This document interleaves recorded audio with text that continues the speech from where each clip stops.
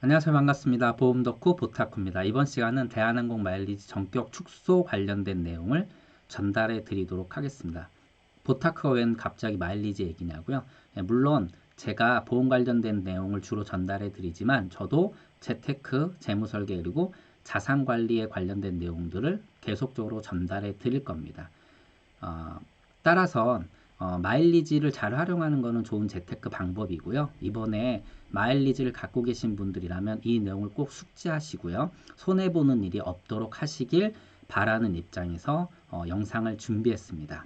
개편 내용을 한번 요약해 봤습니다. 먼저 탑승 후 쌓이는 마일리지가 줄어듭니다. 그리고 항공권 살 때 필요한 마일리지 늘어나고요. 그리고 좌석 업그레이드 할 때 필요한 마일리지도 늘어납니다. 복합 결제가 시행된다라는 좋은 소식이 있지만 주의할 사항 한 가지 알려드리고요. 마지막으로 효과적으로 마일리지를 활용할 수 있는 방법에 대해서 전달해 드리도록 하겠습니다. 먼저 제도 시행은요. 복합 결제는 내년이죠. 내년 11월쯤에 시행된다라고 합니다. 시범운행을 통해서 확대된다라는 방침을 밝혔고요. 마일리지 적용 시기는요. 2021년 4월 1일부터 발권되는 항공권을 기준으로 한다라고 합니다. 뭐 다 아시다시피 마일리지로 예약하려면 뭐 빠르게는 1년 전에 예약을 해야 되기 때문에 이 시기도 매우 중요할 것으로 보입니다. 자, 그러면 먼저 복합결제에 대해서 말씀드릴게요. 복합결제는 너무 좋은 것 같아요. 저 또한 마일리지로 예약을 하려고 했지만 마일리지가 아주 조금 부족했거든요. 그런데 다른 결제 수단을 같이 쓸 수 없으니까 포기했던 기억이 있습니다. 그런데 다른 결제 수단을 함께 활용한다면 너무 좋겠죠. 그리고 쌓아놓은 마일리지를 뭐 다른 쪽으로 크게 활용하지 않는다라면은 이런 복합 결제를 통해서 마일리지를 활용하는 것은 굉장히 좋은 방법이기는 합니다. 그런데 아시다시피 마일리지로 항공권을 사는 거는 우리가 보통 이렇게 표현하죠. 제 값을 다 주고 사는 겁니다.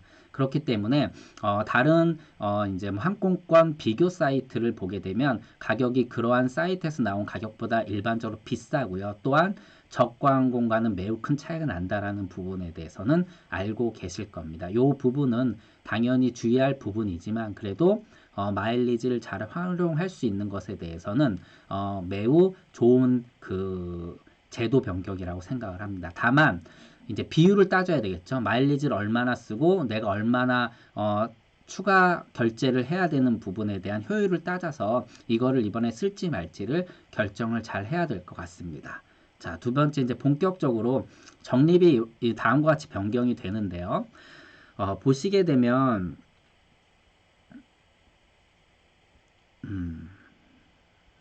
여기서 일반석이나 프레스티지석, 그러니까는 1등석과 비즈니스석 같은 경우는요, 지금 적립률이 다 올라가거나 동등하거나 또는 올라갑니다. 다 좋게 바뀐다라는 거죠. 그런데 일반석 기준으로는요, 동일하거나 아니면 다 떨어지는 수준으로 바뀝니다. 이게 지금 소비자 불만을 엄청나게 자아내고 있는 부분 중에 하나죠. 어, 그리고 국내선 같은 경우도 동일합니다. 국내선 같은 경우도 일반석에 대해서는 적립률이 뭐 일부 이제 올라가는 것도 있지만 대부분 우리가 조금 저렴하게 구매하는 항공권의 그 마일리지 적립은 되게 다 떨어집니다. 여러분들이 그 시청자분들이 이 항공권을 구매할 때도 요 뒤에 이 등급들을 좀 봐야 될 필요가 있어요. 조금 싸다고 해서 마일리지 적립이 안 되거나 낮게 되는 그 탑승권을 사는 것보다는 마일리지가 좀 많이 되는 부분들을 뭐 따져봐야 되겠지만 그것들을 확인하고 살 필요가 있습니다. 무튼 적립률이 다음과 같이 변경이 된다는 내용 먼저 전달해 드리고요. 그리고 이거는 신문 기사에 나온 내용을 제가 잠깐 캡처해 왔는데 여기서도 보면은요. 지금 탑승 후 쌓이는 마일리지 줄구라고 해서 변경 전에는 뭐 예를 들어 비성수기에 인천발이고요.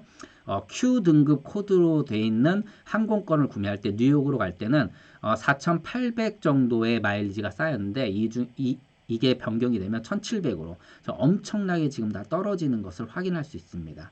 보시는 것처럼 어디를 가든 다 탑승 후에 쌓이는 마일리지가 이렇게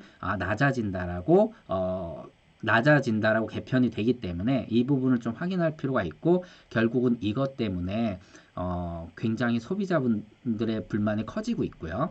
두 번째, 이제 더 어떻게 보면 중요한 거죠. 마일리지로 내가 항공권을 구매할 때 이 구매할 때 어떤 기준이 완전히 변경이 됩니다. 보시는 것처럼 과거에는요, 이렇게 지역별로 구분이 됐어요.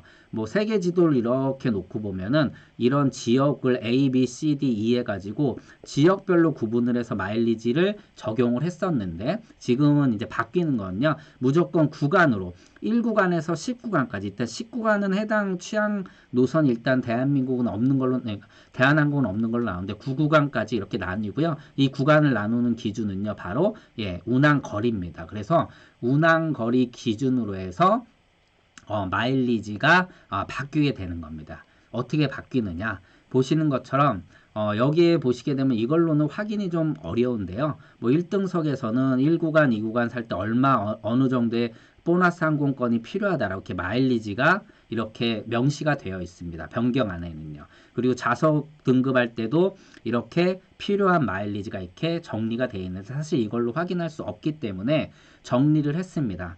보시는 것처럼 첫 번째에서 확인할 게 하늘색 부분 있죠. 하늘색 부분은요. 마일리지가 되레 줄어듭니다. 그러니까 항공권을 구매할 때 필요한 마일리지가 줄어드는 구간입니다. 그리고 초록색 구간은요. 동일한 구간이고요. 그리고 그 외의 구간들은 다 마일리지, 필요한 마일리지가 늘어나는 구간입니다. 뿐만 아니라 빨간색으로 표시된 데는 100% 이상 늘어나는 구간입니다. 그러니까 예를 들어서요. 예전에 저는 주로 방콕을 많이 가는데요. 방콕에 갈 때 저는 실제 일반석에 가게 되면 2만 마일리지를 갖고 항공권을 예매할 수 있었는데 이게 22,500마일로 2,500마일리지를 더 필요로 하게 됩니다. 약 13% 이렇게 늘어나죠. 그리고 예를 들어서 뭐 우리 좀 멀리 간다. 그러면 뭐 뉴욕을 간다. 뉴욕 같은 경우는 무려 10,000마일리지가 늘어나고요. 비즈니스석 같은 경우는 27,500마일리지나 늘어난다라는 겁니다. 어마어마하게 늘어난다는 얘기죠. 그래서 대부분 보게 되면 이 1구간 쪽만 빼고요. 나머지는 사실 거의 다 마일리지가 늘어나는 쪽으로 바뀐다라고 보시면 됩니다. 그리고 특히 이 비즈니스석 이상에 대해서는 필요 마일리지가 다 늘어난다라는 걸 확인할 수 있고요. 1구간 빼고요. 그나마 일반석에 대해서는 마일리지가 동결되거나 줄어드는 구간이 있지만 실제 우리가 많이 가는 지역은 그렇지 않고 늘어난다라는 것이죠. 그렇기 때문에 갖고 계신 마일리지가 있으시다라면 여행을 계획하고 계시다라면 이 부분을 꼭 확인할 필요가 있다라고 말씀을 드리는 겁니다. 자, 한번 따져볼게요. 업그레이드에 필요한 마일리지에 대해서 간단하게 보면 인천에서 뉴욕까지 비성수기에 4만에서 6.25만으로 마일리지가 이만큼 늘어납니다. 그러니까 이게 이코노미에서 비즈니스로 좌석을 업그레이드 할 때 22,500마일리지나 늘어난다는 얘기고요. 좀 가까운 데 있죠. 이럴 때는 뭐 굳이 우리가 비즈니스석을 꼭 끊진 않죠. 이왕 비즈니스석으로 업그레이드 할 때 좀 먼 거리를 업그레이드 하긴 하지만 비즈니스석 한번 타보고 싶은데 뭐 마일리지가 별로 없어서 뭐 저도 이런 생각 해본 적 있거든요. 그때는 무려 1.25만 마일리지나 늘어납니다. 굉장히 많이 늘어나는 거거든요. 우리가 마일리지를 쌓기 위해서는요. 뭐 보통 카드마다 다르지만 이 마일리지 카드들이 많이 줄어들고 있는데 뭐 1,000원당 1마일 또는 1,000원당 1.5마일 쌓아주는 거 있거든요. 이걸로 마일리지 쌓으려면 1,000마일리지 기준으로 100만원, 67만원 써야 됩니다. 그럼 앞서 보신 것처럼 뭐 10,000마일리지를 쌓으려면 1,000만원 또 670만원이라는 돈 카드를 더 써야 된다는 거죠. 엄청난 돈이고요. 그래서 제가 실제 한번 해봤어요. 제가 서울에서 방콕을 갈 때 왕복으로 추가 필요한 마일리지가 어떻게 되냐. 개정 전에는요. 35,000 비즈니스석으로 갈 때 35,000 마일리지가 필요했는데 이게 45,000 마일리지로 1만 마일리지나 추가적으로 필요합니다. 그러면 왕복이니까 2만 마일리지가 더 필요한 거죠. 그리고 저 같은 경우는 1,000원당 1.5마일리지가 쌓이는 카드를 쓰고 있는데 이 카드로 기준으로 하면요. 저는 이걸 채우기 위해서 한 달에 111만 원씩 카드를 더 써야 된다는 얘기입니다. 물론 마일리지를 쌓기 위해서 카드를 쓰지는 않습니다. 그러면은 뭐 우리가 흔히 얘기하는 이제 배보다 배꼽이 더 커진 일들이 발생을 하는 건데, 무튼 이렇게 동일한 구간에 대해서 제도가 개편이 돼서 2만 마일리지를 더 필요로 한다면 무려 1,400만 원이나 되는 돈을 더 써야 된다는 얘기입니다. 그렇기 때문에 이번에 제도 개편되는 것들은 엄청나게 소비자 편에서는 완전히 좋지 않은 제도 개편이고요. 이것 때문에 지금 말들이 많아서 뭐 소송까지 건다는 얘기입니다. 그래서 실제 한번 체험을 해볼게요. 정말 우리 이 마일리지 같은 거 쓸 때 좀 멀리 갈 때 쓰려고 우리가 막 모으지 않습니까? 그래서 인천에서 뉴욕까지 왕복 12.5만이 필요했는데 개편이 되면은요 18만 원 늘어납니다. 비즈니스. 왜 비즈니스 타죠? 가까운 데 쓰면 아깝잖아요. 저는 막 정말 많이 모아서 1등석 한번 타보고 싶다. 이런 이제 꿈을 꾸고 있는데, 예를 들어서 18만으로 무려 5.5만 마일리지가 늘어납니다. 그러면 이 5만 5천 마일리지로 우리가 갈 수 있는 곳을 한번 검색해 보면요. 가까운 거리는 우리가 보통 이코노미로 가니까, 일반석으로 가니까 제주도는요 5번 넘게 왕복할 수 있는 정도의 마일리지고요. 일본 같은 거는요 2번 가까이 왕복할 수 있는 마일리지입니다. 얼마나 이게 아까운 마일리지가 이번에 제도 개편을 통해서 소진되는 겁니까?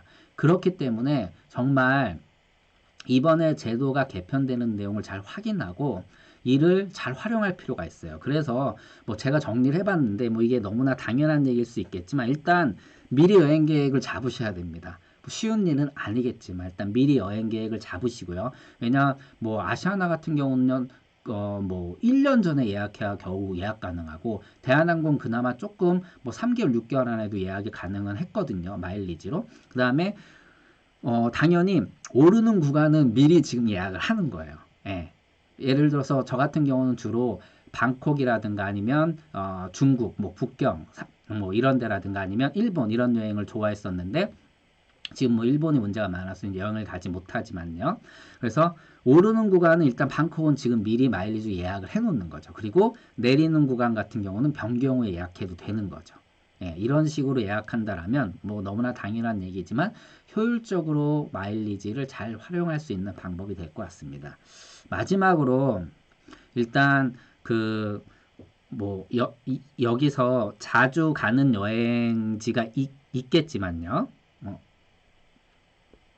예를 들어서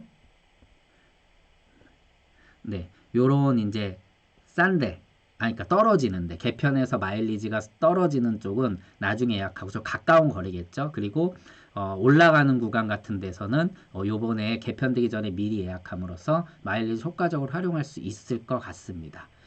자, 그리고 이번에 이제 그 소송이 진행이 됐거든요. 보시는 것처럼 네, 벌써 이렇게 소송이 진행이 됐습니다. 그래서 285명이 일단 모였고, 공동소송을 법무법인 태림이라는 곳에서 맡겨졌는데, 이게 뭐 공정거래위원회에서 이게 잘못된다라면은 이번에 이렇게 개편이 되지 않을 수도 있겠죠. 물론요. 어떻게 될지는 모르지만 현재 이렇게 개편이 된다라고 하니까 이 내용을 좀 잘 확인해 보시고 힘들게 쌓아놓은 마일리지를 잘 활용하시는데 도움이 되셨으면 합니다.